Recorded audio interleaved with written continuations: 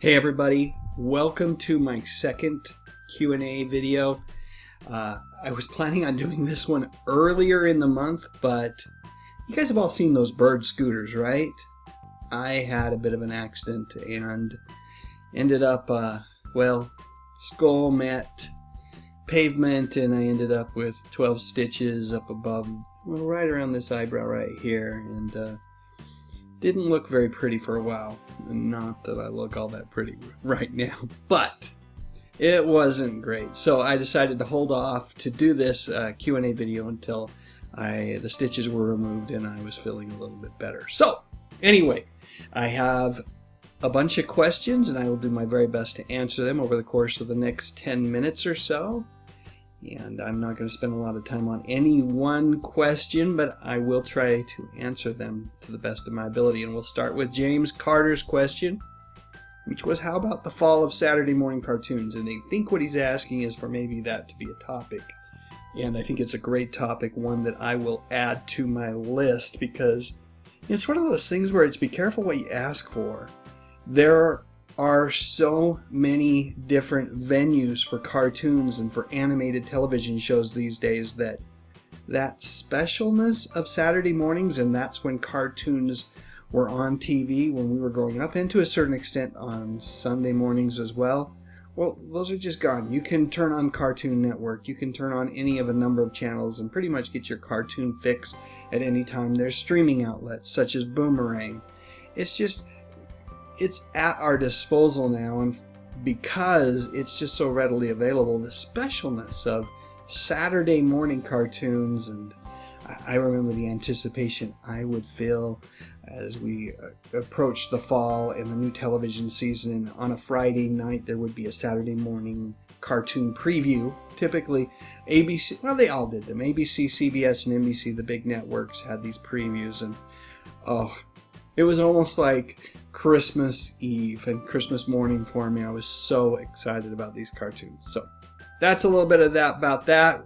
I'll definitely spend more time talking about it when I actually make the video. If I had to live inside one TV show, 1990s or earlier, this is being asked by Sunny Day, for the rest of my life, what would it be? I think you guys, well, those of you that have watched a few of my videos know the answer to that question is I would live in Mayberry on the Andy Griffith Show.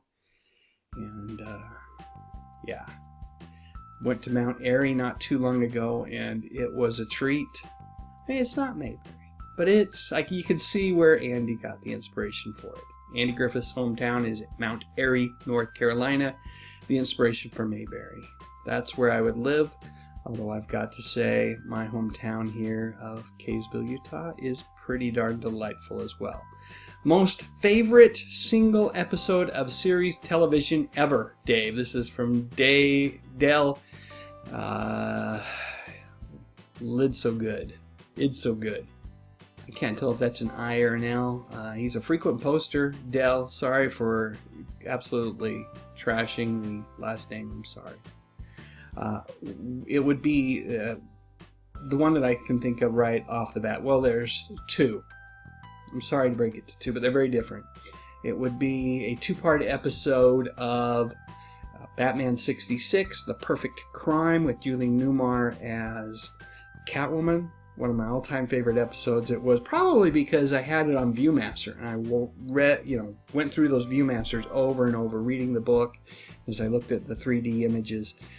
It's burnt in my head. I have a Julie Newmar, the best of all villains on the Batman TV series, and she was great. But if I had to think of one super high quality episode, it would be a television show in the 90s, actually. I think it debuted in '89, but really became a thing in the 90s, which is Star Trek The Next Generation. I can't remember what season this episode was from. It's an episode titled Inner Light, and it is where Picard is able to live a lifetime of this civilization over the course of a very brief period of time. And it was their way of passing on their legacy to someone so that they wouldn't be forgotten. It was a world that had been destroyed. Great episode. Oh, if you ever get a chance to see it, the reason it is so special, of course, a lot of it has to do with Patrick Stewart and his performance as Jean-Luc. I believe his son actually has a role in this episode as well. And of course, Trek at that point, I can't remember what season, it was midway through Trek's run, really was clicking on all cylinders. It was hitting it, and that was a phenomenal episode. I'll never forget it. John McJunkin, Chad Baxter next, asking, being so close to California, have you already or thought about going to film locations of your favorite TV shows? Did a little of that when I was in Mount Airy, North Carolina. You could film and make a video of it. I definitely will. If I ever run across something, we do travel to California with a certain amount of frequency, sometimes as much as 2-3 times a year. This year it may only be once, but if I get a chance to run across anything, I will definitely make a video of it and share my recollections of whatever video or whatever television show was being filmed at that particular location. Great suggestion, Chad. John McJunkin talks about some of the national and local children's TV hosts. Mr. Rogers, love the guy. Buffalo Bob is actually a little bit before my time. Bozo the Clown, of course I remember Captain Kangaroo. Of course I remember Sherry Lewis. And she was hosting at one time at least. No, that was Kukla Fran and Ollie. I'm getting them all mixed up. But Sherry Lewis was on CBS too, if I remember right. Don't remember Bob Clampett. Don't remember Tom Hatton. I do remember Mr. Wizard. Thought he was great. Annette Mills, Miss Frances, Nancy Terrell. Is it Terrell or Terrell? I don't remember her. Engineer Bill. A lot of those sound like maybe they were local children's hosts. Out here in Salt Lake City, Utah, we had Cannonball and Harvey and Raymond in Hotel Balderdash. And then later on, when we had our first UHF station, Channel 20, we had a guy named Captain Cutlass. And those were kind of the local hosts.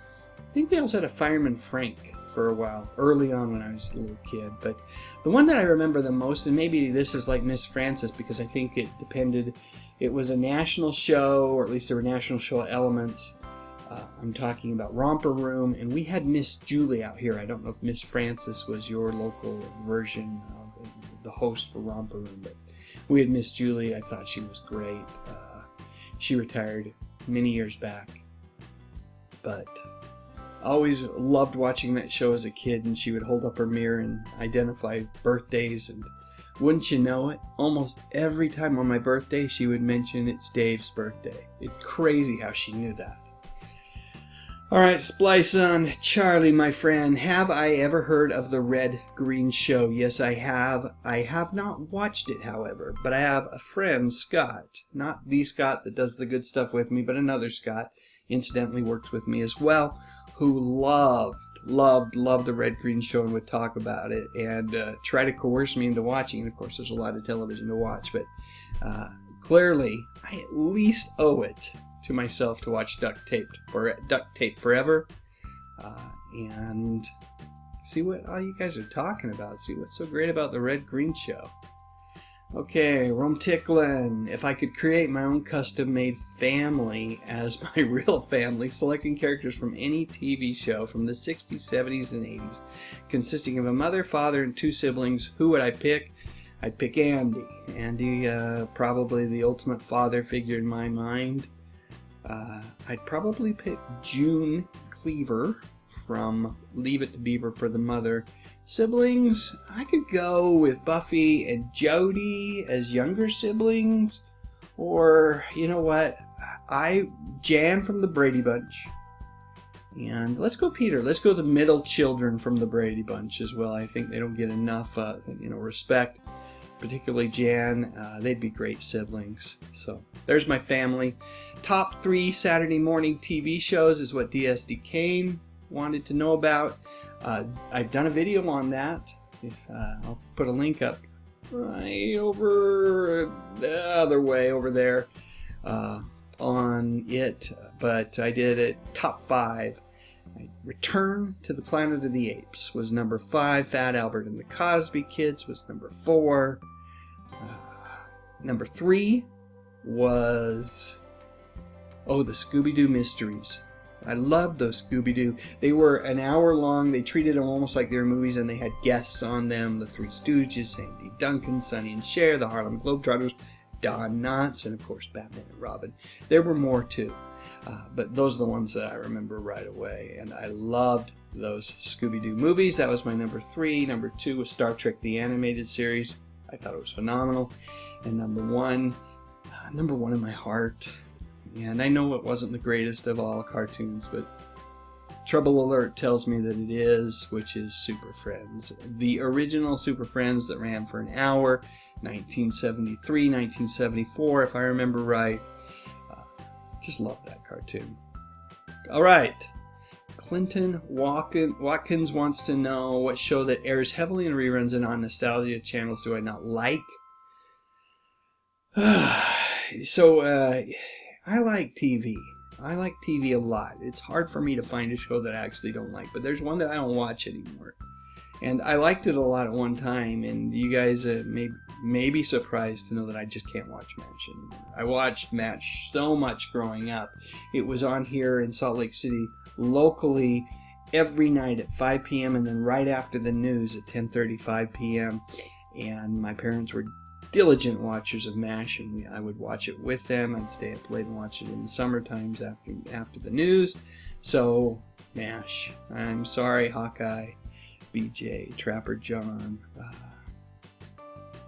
Klinger. I just can't watch it anymore. Maybe at some point, maybe in the future, it'll come back and I'll be able to enjoy it. But right now, I just watch them, and it's like I've seen every episode so many times. So I'll stop there. It's a great show, though. What shows would surprise my viewers that I like? I don't know really if there's anything out there. I have pretty darn eclectic tastes. In the 90s, there was a show called Get a Life. It starred Chris Elliott, son of Bob Elliott. It was on Fox. It ran for 2 seasons. Second season, it had Brian Doyle Murray on it as Chris Elliott's neighbor. By the way, Chris Elliott was a guy who never grew up, refused to grow up, lived above his parents' garage. His dad was played by his real dad, Bob Elliott. His mother was played by Eleanor Donahue, and it was a fantastic show. It was very subversive. The writing was crisp, especially the first season, and it was really, in my mind, Chris Elliott's best moment on television. Now, he's made a lot of appearances, and he's kind of a journeyman comedian, right? I mean, he never really had the fame that a lot of comedians have had, but that, Get a Life, was a great television show and one of my all-time favorites. Don't know if that's a surprise. Some shows you just couldn't get into. I know I have a few. This is from Thelma Noller. Hey, Thelma. You know what? Little House on the Prairie. My dad read the books to us, and I actually enjoyed the books by Laura Ingalls Wilder. Couldn't watch the show. I have a lot of animosity towards the show as a kid. One, it conflicted with a lot of other shows that I really enjoyed watching, and my sister, who was 9 months younger than me, loved it, and so we always had to watch it. But yeah, that's the one. Could not get into it for a variety of different reasons. Do I have siblings? Am I close to them? I have 3 siblings. My brother Steve, who occasionally does a video with me around the Andy Griffith Show. He's 7 years younger than me, I think. And then I had a sister, Valerie, who was 9 months younger than me, and another sister who was quite a bit younger than me, born in 75. They have both passed on. They had cystic fibrosis and died in their early 20s. So tough, and I miss them a whole heck of a lot. Leah, what are your favorite TV theme songs from the Good Stuff years? It would be, from the Good Stuff years, it's going to be the Batman theme song from Batman 66. Very simple, very basic, but Neil Hefti's music on that show was really great. Perfect for that show and for what they were trying to accomplish with it.